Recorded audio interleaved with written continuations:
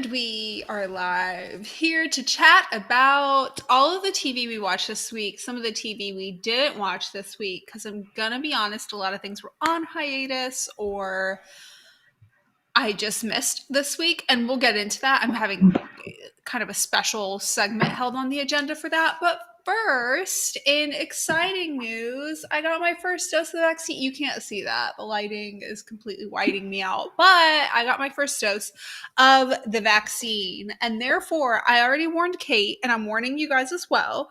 If I sound particularly like crazy or out of it, it's because I think it's kind of like making me sort of tired right now. We'll see if I start, dissolving into an alien or, speaking in languages I never knew before. It's a minor side effect that will pass in 24 hours, I'm told. It's totally fine. We're fine. It's gonna be okay. It's gonna be okay. Aside from a bunch of things kind of being on hiatus or moved around this week and the vaccine, Kate, do you have any news we should go over this week? Just that there are early pictures of behind the scenes where they're filming the Powder Puff Girls. So that's all I've seen. What did you think? What did you think of those pictures? Because I saw those as well. I So have I all have opinions. if it's I'm pretty sure it's the same ones. They're wearing the pillowcase dresses. They're Yes. all very like cartoony. My assumption is it's gonna be like this flashback is what we're seeing, and they're actually gonna have decent clothes, like real adult clothing. But it's fun. I'd be willing to watch it because Chloe Bennett, but I'm also gonna be firm on the belief that it's a CW show, and I'm only gonna have hope because Chloe Bennett. I think that's completely fair. I thought the same when I saw the costumes. And I know it's the CW and they're like low budget, particularly when it comes to like wigs and all of that. But it was the way that the dresses were hemmed and the fitting of the thing around the waist that looked like intentionally high school costumey, not just like a mistake. So I'm going to assume that that was just like it's gonna be like in Supergirl when they had that scene where she's trying to find her costume and she goes through like several iterations of like whatever. I feel like Yeah, there'll be kind of. like a bunch of maybe it's even gonna be part of like their intro theme song thing of showing them in different whatever. I keep trying to talk with my hands, but my arm actually hurts when it lifts, Kate. I'm not kidding. That's so No. annoying. I haven't taken any pain medication though, and I only got the vaccine 3 hours ago. Is pretty much exactly 3 hours ago. So this is right when like the pain should start. But I feel like it didn't just start like it started about 30 minutes ago. But I feel like it's like Hmm.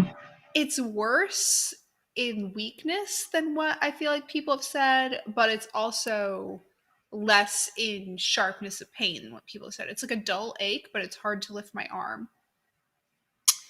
Yeah. Anything for the cause, I guess. All right. So I had one piece of news.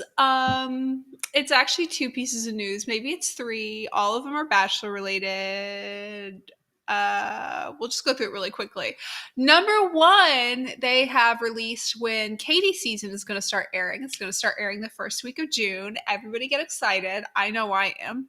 I have already put out my predictions of who I think won. I did that before filming even started, so we'll see how successful or unsuccessful I am. My track record is not good at all. They released when Bachelor in Paradise is going to start airing, and that, well, I already forgot, but it's like end of summer. So that means that Michelle's season will probably start airing middle of fall. Very excited about all of the above. Very excited to find out the cast list for Bachelor in Paradise. The third and final piece of Bachelor news is that apparently Matt and Rachel are back together. Recall that they broke up because he was definitely so offended by her actions, even though he knew about them well in advance and was totally fine with it until the PR backlash started to happen. And then he broke up with her and I have my opinions on that. Anyways, apparently they're back together. Just thought I'd give that little update since we talked about them a few times, and definitely everybody definitely cares about that for sure. Our headliner for tonight, moving swiftly along, is Falcon and Winter Soldier. Carrie is joining us in the chat, says he's going to have to Google the Powerpuff Pics. Carrie, Google them. Or just search, like, I think the CW was trending on It Twitter. was trending on Twitter. Mm-hmm. They're sure something, and they're like right on that line where you're gonna think like Kate and I, like this is a joke, like these are just like the jokey before costumes, but it's just barely close enough to where you could start to doubt yourself and wonder. So let us know what you think. Says, as far as the vaccine, I've heard it's a second dose that could be problematic. Still better than getting COVID. Definitely true. Protect our communities, do whatever, rah rah. I got the vaccine. Um, and I'll get my second dose of Miss Pfizer at the end of the month. And then, free and clear of danger, probably, except for like 1% and anything new that develops. Yeah. I feel like I'm kind of maybe a somewhat interesting case. Let me not go into my medical history. Let's just move on to Falcon and Winter Soldier. Let's not get into it, Kate. Let's just not. Let's Falcon and Winter Soldier. I would like you to kick us off. First of all, did you watch the episode this week? And if so, what were your thoughts? I think you can tell by the title of this live stream what my thoughts were. I saw it. I have not seen the title of this live stream, so I have no idea what your thoughts are. I liked it. It was more like thought provoking, I feel like, than the last two. And that's not to say that they weren't. It was just it really went there in some things. It's I've been very honest about this before. It's not WandaVision. There's far more plot holes in it. There's far more things that are really slow that I don't care about. Um, there's rehashing of character pieces that are kind of just like, okay, we get it, move on, do something else. But it does kind of pose interesting questions, and all the villainous characters are kind of like that, like questionably morally gray rather than full evil, which we both like, which is fun.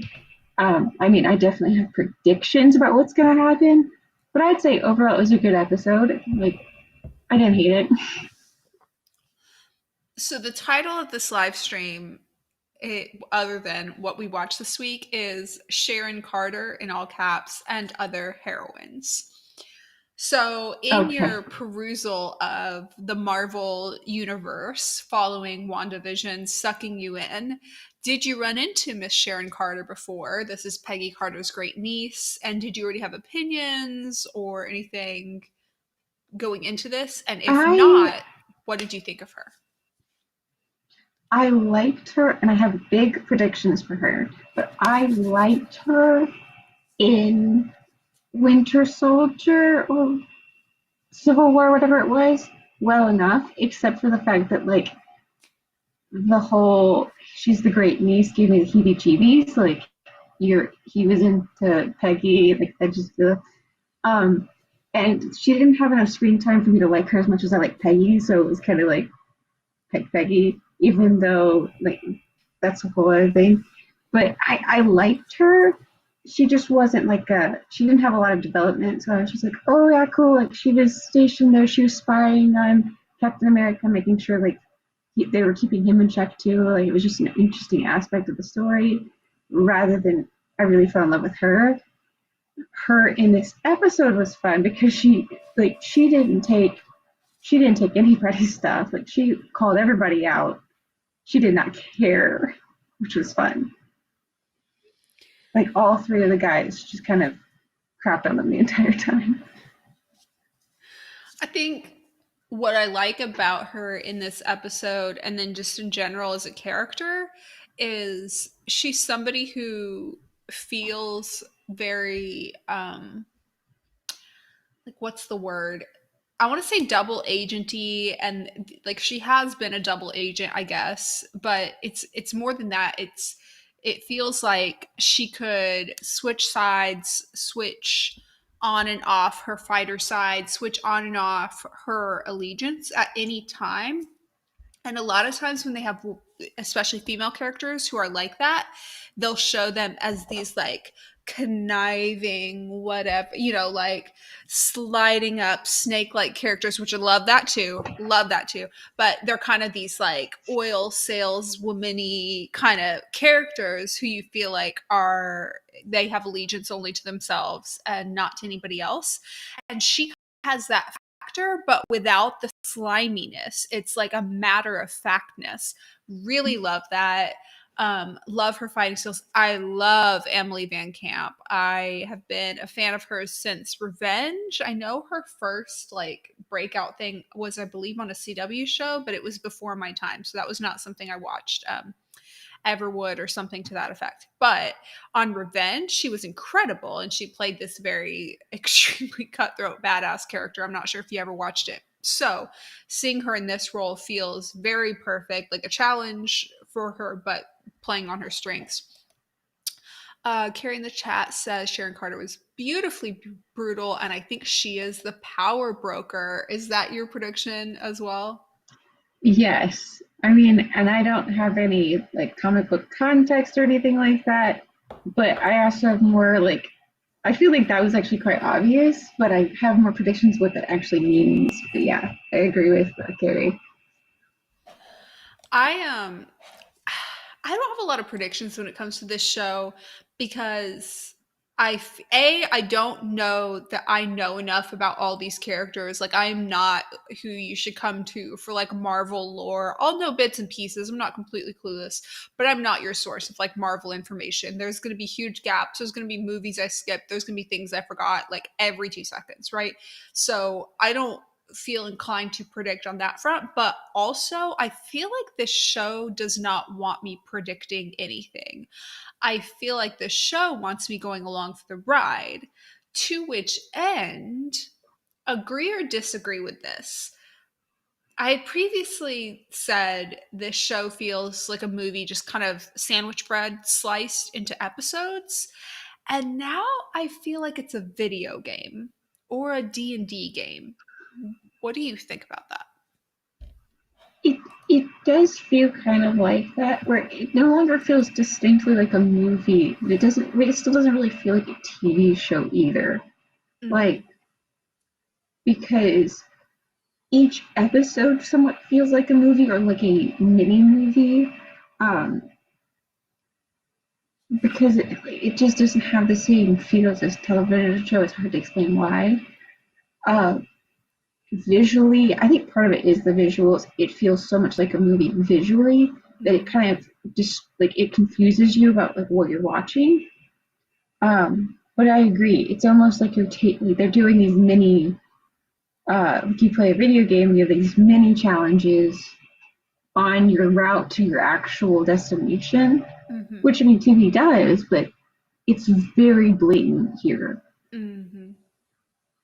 There were a few tropes throughout this episode in particular that felt like, well, it felt like either a D&D or like live action role playing game format, or like a video game that is very story based. And one example is when they are walking down and they have like high city and low city, and they're kind of choosing where to go.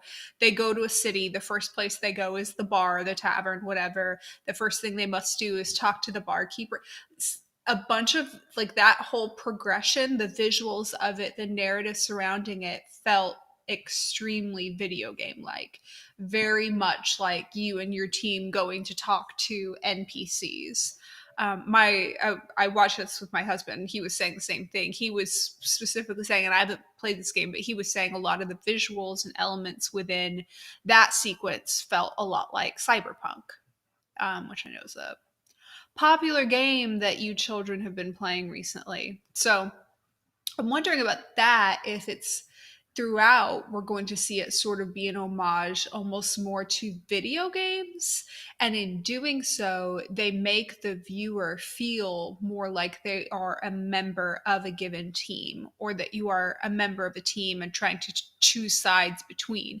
Because we see these two sides, but they're both extremely gray.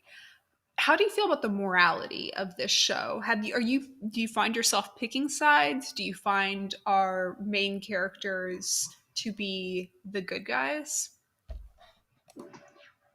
I it's kind of like there's three sides. So you've got the government and John Walker, and then you've got our trio basically, and then you've got the flag smashers, Mm-hmm. and all of them have morally gray decisions that they're making. So, in the first two episodes, the ones on the right were obviously Sam and Bucky because they hadn't brought in Zemo, but now that they've brought in Zemo, they've made some morally great choices. Mm-hmm. I do think it's interesting because I know there's a massive amount of hate for the Cap, and I don't like him. Don't get me wrong, but I think his character like poses an interesting question because he can be, like the guy can be a little bit of a jerk, but and a bit of a brute, but it's more of like he's just a guy trying to do his job, and he's just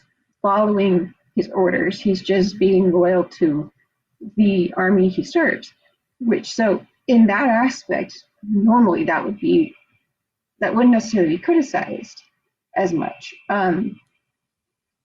I do wonder if they're eventually going to have him kind of realize the whole time I've been wondering he's going to see something that the government's involved with that are responsible for, and he's going to be like, I can't support this anymore, and he's going to be like Nomad Cap Part 2, basically, and he's going to leave and try to kind of break away.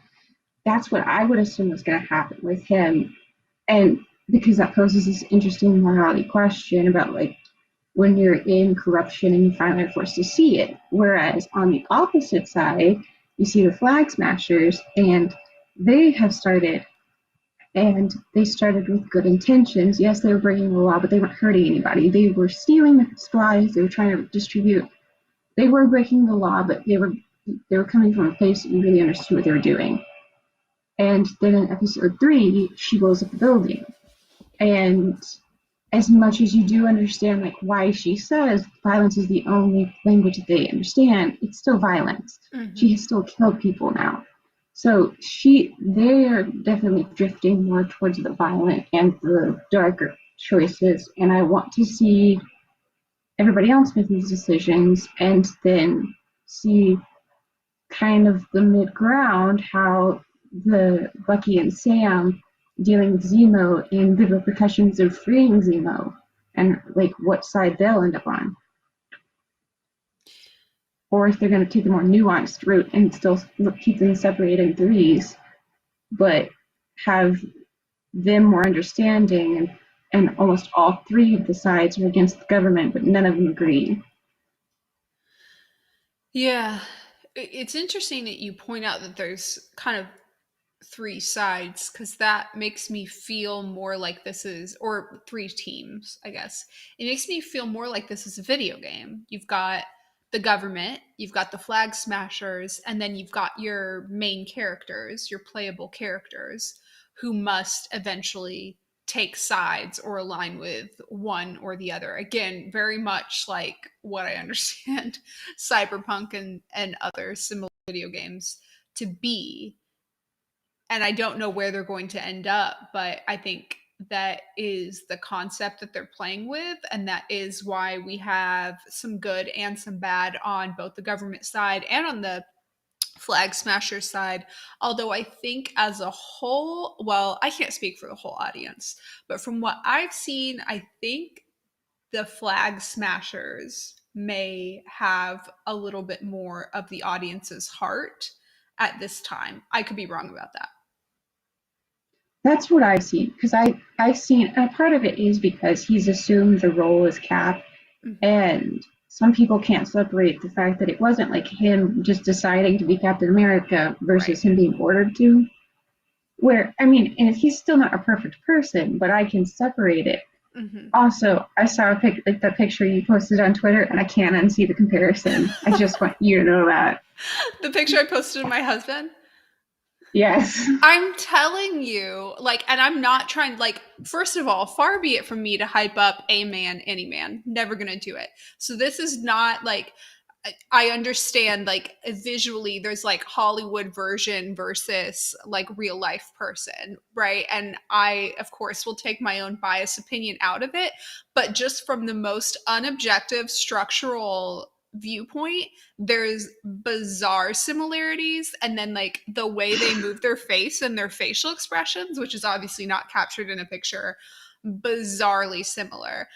And I have That's no horse funny. in the Captain America situation because I was never a Captain America fan. I find patriotic superheroes to frequently be either problematic or boring, sometimes both.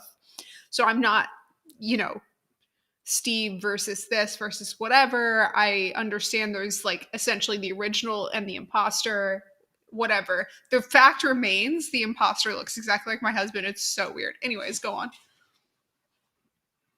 Yeah, I just thought that was funny. But yeah, I agree with you that there's plenty of things that can make his kind of archetype boring or corrupted. But as the introduction of his character specifically, he hasn't actually done anything legitimately evil. He's just been Mhm. kind of like a jerk. Right. And jerks are redeemable. And so I am willing to give him the benefit of the doubt. But I know most people are not. I know Right. most people see the flag smashers and they're like, yeah, they've like done some evil thing, like some like crimes, but their intentions are good, which I understand. I agree with. But I'm also like he's not definitely done anything evil. He's not even committed a crime. He's just like there and has been told to do this, and he's like, aye, Captain. Right. So I I am interested to see where this kind of unfolds morally as well. Um, but yeah. Oh, Jumping in the chat, I see that Carrie is questioning why Sharon didn't get the same pardon that Falcon and Bucky got. That's a great question. Stormy's saying other reviewers have also been asking if Sharon could be the power broker. So that's a good theory. And she adds, if Sharon feels betrayed by her country, the agency she worked for, who knows what she does to survive, if Sharon feels betrayed by her country, it's because of the agency she works for, who knows what she does to survive. And she also adds, she thinks Walker, imposter, Captain America, is going to take the super soldier serum. Interesting. It's a good theory. And I know, and I haven't looked this up, I know like imposter Captain America is like a particular character in the comics. I forget exactly what he's called, like State something or whatever, not Captain America. And I don't know if he has to take some sort of super soldier serum to become that. It's funny because, like, correct me if I'm wrong, but wasn't super soldier serum like a constant recurring thing in the DC universe, even beyond the storyline in Green Arrow, revolving around literal super soldier serum? Super soldier serum. That's very hard to say when you've got Invisalign in your mouth. Let me tell you right now. Sorry, well, go ahead. everybody like there were a couple times in the later seasons that everybody's like, is it Mirakuru? Is it Mirakuru? Is it Mm-hmm. Mirakuru? And Mm-hmm. occasionally it was. Most of the time it wasn't. Um, and that one was a much more nasty. Was that one like messed with your brain a lot more than the super soldier serum in Marvel? Mm-hmm. Yeah, it'll be interesting uh, to see who does and doesn't take it. I think that's the benefit of having the sides, government and militant Captain America and flag smashers and what they're, that's what's interesting about having the sides both ethically gray and depending on who you ask, maybe close to the same shade of gray, maybe not, is you get to see the audience take sides, you get to see Falcon and Winter Soldier perhaps take sides, perhaps take different sides, and you get to see the other like playable characters of the team, like Sharon, perhaps take sides or try to refuse to take sides, and you see the consequences of that too. Stormy says Walker is U.S. agent in the comics. That's what it is. U.S. agent as opposed to Captain America. Okay. Well, any other thoughts on this week's episode of Falcon and Winter Soldier, the one in which I realize I'm watching a video game? No, just the more and more I think about it, it is a video game. Like even thought about the like entrance and camera angles when they were walking into whatever city it was. I can't remember. Like it felt like you were following the CPU version of Bucky. I was like, this is weird. Right? Now that you put it like that, it makes sense. I didn't even think of that, but yes, the angles in which you follow them, like where they are on the screen and the characters usually, yeah, yeah, Yeah, and like also when Sam had to take the shot and he was supposed to like stay perfectly in character and he visibly like did not like it and then there was no consequences for that. I was like, what? yeah, very video gamey. Well, next on the agenda, I have essentially all other superhero shows I watched this week, which is Supergirl and Flash. And I don't really have too much to add about that. Supergirl, this episode, I really enjoyed because I felt it had some really strong Lena moments. Also, Lena and her mom, which always feels like the biggest treat to watch when watching Supergirl because you have two strong, powerful actresses in one scene in a show where, absolutely no offense, but there are not an abundance of super strong. There's some good, but there's not an abundance of super strong. Lena and her mom were great. Luthor himself, Lex Luthor himself, was just fine. I put in my notes, and tell me if I'm crazy, I really don't like in TV shows watching people walk around their own home with like what I'll call work shoes on. It feels so like unhuman. We have the conversation with Lena and her mom in the apartment, such a good scene. But in that, we see them both like walking around this beautiful white like carpet, I think it was rug, and they're both in like, sensible work pumps that they probably wore down the street in a building, whatever, and then into a carpeted house. I would lose my mind. Am I alone in this? No, you will not. Because I remember whenever I'd watch Arrow and they would have Felicity walk around in the heels. I know why they did it because she is so much shorter than him. It was for angling purposes and framing. But like there was an episode in season 6, early season 6, where they're not really officially dating yet, but she's working in her like home office space. Mm-hmm. And even though that wasn't her house, I was like, there's no way she's wearing shoes. In fact, I don't even understand why she's wearing such a tight like dress right now. Because she wears dresses, but not all the time. Why is Mm-hmm. she wearing this outfit here? Mm-hmm. No, I'm right there So with you're you. not alone in that. Thank you. Thank you. I wasn't sure if like the quarantine work from home mind rot was setting in and that's why, this is standing out to me. Maybe it was just like seeing people in work clothes in their home, work clothes on the bottom half, not just the top half for a video call. Anyways, this week's episode was great. Aside from that, take your shoes off when you walk inside and allow the camera angles to adjust for it. And if it's because you and your scene partner are at different heights, then use some creative camera angles, I guess. I don't know. Just a thought. Also, I noted the Zoom jury. I can't. I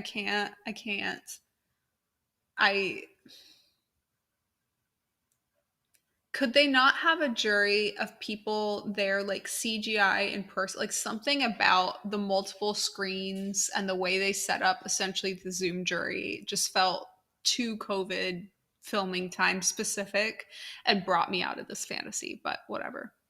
Be safe, but like don't show me that you're being safe. Flash, I only had 3 notes, and the first one is this whole thing is so gimmicky. Did you watch Flash this week, and or did you see any images from it? Oh dear God. I Okay. love myself, Cammie. That's good. You should do that. You should continue doing that. Get your degree, etc.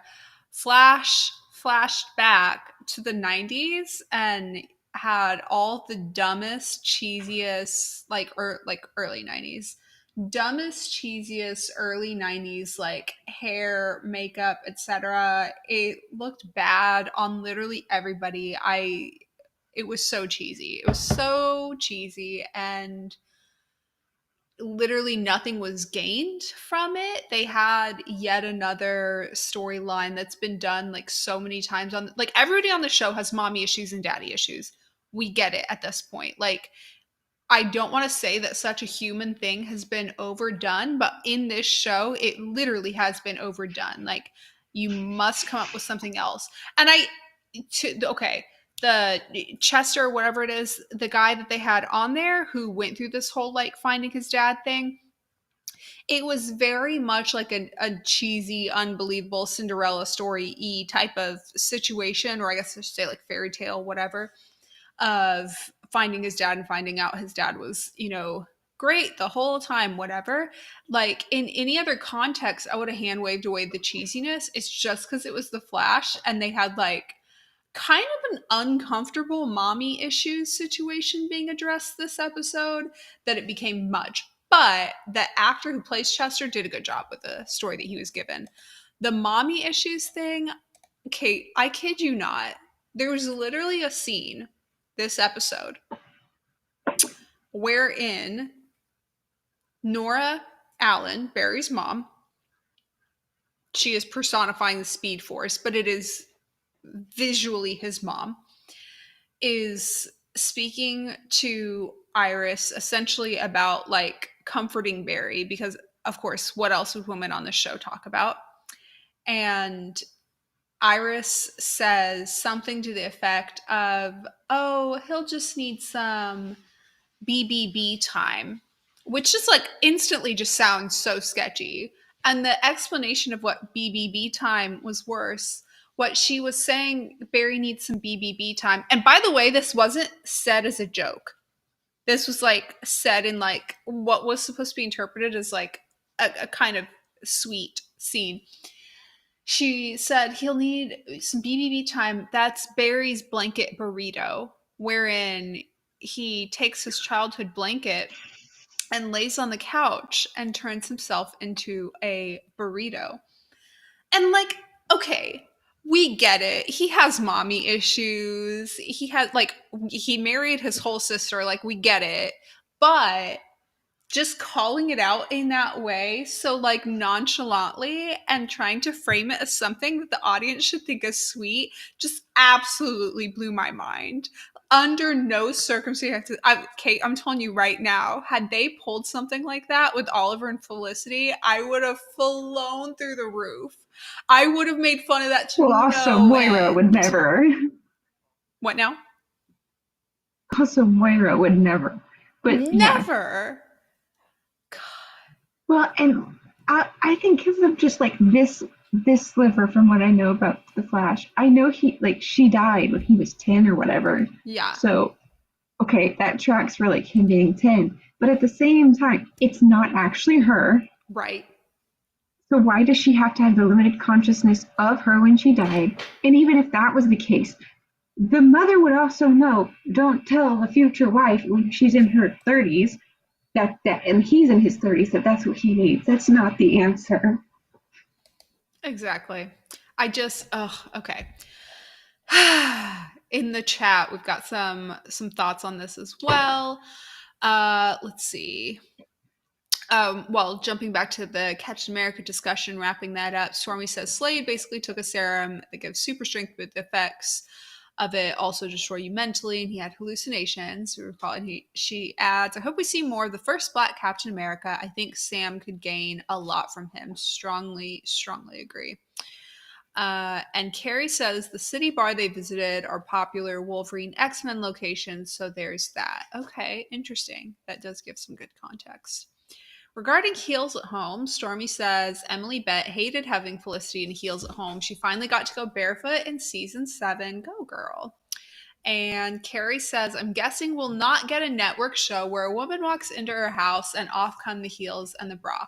Listen, I'm not asking for an off come the heels and the bra moment similar to, like, this is a terrible comparison, but also pretty accurate, similar to what we might have seen on like Girls HBO, where we would see somebody looking incredibly disheveled, kind of intentionally badly put together in like ill-fitting like pajama clothes or whatever anytime they're at the house. Like there was at least one character, but multiple the girls, we'd see that, and it was almost exaggeratedly like, oh, look what a gross slob I am at home. I'm not asking for that kind of thing. I'm asking for, if you're having a scene at home, maybe you kick off your heels as you get on the couch and kick your feet up. Or, maybe not off comes the bra, but maybe we see her duck into her room and come back out in a hoodie or something like that. Just like little things that look more like at home behavior. And I would want to see that for guys as well, and not just because I really hate seeing guys have their shoes in the house. I've repeatedly mentioned regarding guys' shoes how one of the biggest faux pas in movie history was having Superman step into Lois Lane's bathtub with his shoes on. I can't get over it. I nearly gagged. That was disgusting. Who let that go to main screen? Like, at least take your shoes off. At least take your shoes off. Most unromantic thing I've ever seen. So I don't, maybe this is just like me being a typical like first generation American person who like did not grow up wearing shoes inside the house, and in fact still does not wear shoes inside the house, but do not wear shoes inside the house is my humble opinion. Carrie says, I gotta get that. Cammie, you need to get off that flash narcotic. I do, but here I am. Stormy says about Flash, I really hope Bart Allen gets better writing than Nora got. Nora was an adult acting like the worst version of a teen brat. I mean, true, but I did still like Nora better than the rest of her little family. And I'm very excited about Bart Allen. And she also says, I won't hold my breath about Flash doing better because it has been 7 years. Does Iris not have a function outside of being Barry's pep talk? Giving cheerleader Candace deserves better. Strongly agree. Wonderful actress. Lovely lady. Deserves much better. Iris deserves to complete her dissertation. And I won't shut up about that until I stop watching the show, which I should stop watching the show. But the Frost and Snow storyline is really good. They had a really cute moment decorating their apartment. They really are like the closest thing the show has to a female friendship at this point, which is so sad. But here we are. And isn't it the same actress? Yeah, it is. That's what's sad about it. Yeah. I will let that go. And since I already got salty, I'm going to skip Salty Cammie Corner this week because I had that as Riverdale, and that's really on me. If I dislike Riverdale, that's my fault for watching it. Under what else we watched this week, I had Married at First Sight, and since I talked about Bachelor under news, I'm going to skip that too, but suffice it to say I've actually been kind of right about Married at First Sight thus far in terms of my predictions. And with that, I turn it over to you, Kate, on what else you watched this week, if anything. So I watched another episode of Sorry for Your Loss. Still recommending it, in all its pain and glory. And I actually watched an episode of reality TV. It's a game show. It's on Netflix. It's called The Floor is Lava. The Floor is Lava? I've never heard It's of exactly like what it sounds. It's basically Wipeout. it. But Okay. instead of the Wipeout course, they're doing it in like a room full of water, colored water, and it's just like different sets, and you just have to like kind of like, it's almost kind of like Wipeout meets like an escape room. So Okay. you're in teams of 3, and some people have to pull levers and stuff to drop other pieces to hop onto and like get the whole team out of the room. That sounds bomb. I want to go on that. Having Well, not seen it. and none of the teams are like overly athletic. like the part I watched, because it was on TV downstairs. I just came downstairs and watched it. It was like teachers, and so there's a team of three, and it was one girl and two guys, and the guys are kind of like the goofy teachers, and then she's like the strict teacher, and so she's like guiding the whole thing, yelling at them like, "Get it together, guys!" And they're like, "What's this dude doing?" Things fall and everything. It was pretty funny. Love that. Well, I'm putting that under my recommendations section because the only thing sadly that I had noted under recommendations for myself for this week is the New York Times podcast, The Daily. I've gotten back into listening to that every morning. I know I'm such a cliche, and ASMR. So I feel like your recommendation is better for this week. Kate, are you proud of me? I made it past the half hour mark and I've repeatedly lifted my arm and I stopped whining about it after maybe like 5 to 10 minutes. You did so well. Thank you so much. I almost made it to 9, but I feel I shouldn't push my luck. I feel I should, maybe go take an ibuprofen, maybe go stuff my face with potato chips or something, sleep it all off, wake These up are the with wise choices. full Spider Woman powers activated.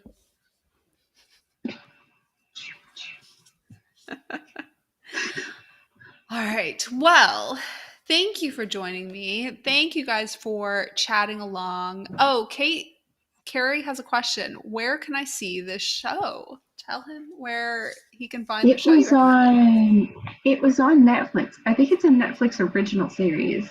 Ooh, okay. Yeah. Very exciting. Well, that does it for this week. I got my hands in the air. That does it for this week. I am only mildly sore and slightly weak, but some of that weakness may just be my own fault because I am a kind of weak person in general. Like, I don't have much arm muscle to write home about, if we're being honest. So, some of this is on me. I will see you next week when I'll be like, showing up with some designer T cells from Miss Pfizer. Sparkly.